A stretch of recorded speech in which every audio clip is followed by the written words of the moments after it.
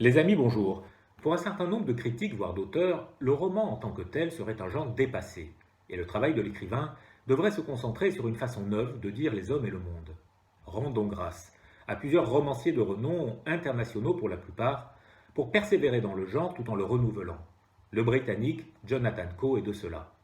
Connu depuis son roman Testament à l'anglaise pour sa satire de la société britannique, des années Thatcher jusqu'au Brexit, Jonathan Coe dépeint les contradictions, travers ou paradoxes de ses congénères, un peu à la façon des photographies d'un Martin Parr.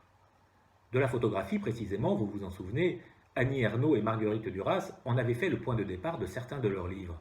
Eh bien, c'est aussi par son truchement que Jonathan Coe construit son roman La pluie avant qu'elle tombe.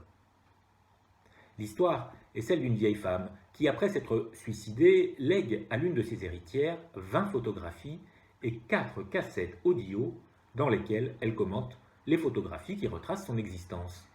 Chacun des clichés, qui contient en germe une tragédie, des larmes, de la douleur, fait revivre 3 générations de femmes qui ont en commun la frustration, la violence des relations mère-fille, mais aussi un semblable désir de vivre, qui génération après génération va transformer leur vie en drame. Roman de l'intime, La pluie avant qu'elle tombe parcourt les méandres de la psyché féminine, tour de force s'il en est, en inscrivant les destinées des personnages dans le cadre de la grande histoire, depuis l'Angleterre du Blitz en 1940 jusqu'aux années 70 et l'homosexualité féminine.